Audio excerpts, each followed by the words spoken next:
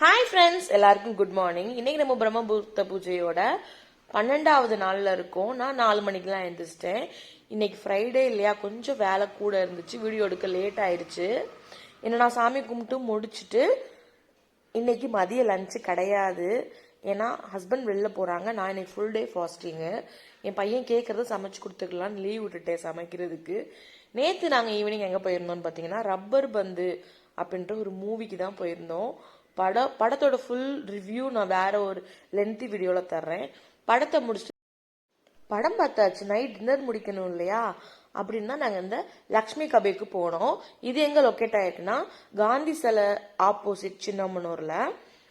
நாங்கள் என்ன சாப்பிட்டோம்னா, அங்கே ஃபுல் அண்ட் ஃபுல் வெஜிடேரியன் தான் எழுதியிருந்தாங்க. வெஜிடேரியன் தான் கொடுக்கவும் செஞ்சாங்க. என் ஹஸ்பண்டும் என் பையனும் புரோட்டா சாப்பிட்டாங்க, வெஜ் குருமா. நான் சப்பாத்தி சாப்பிட்டேன். தேங்க்யூ, பாய்.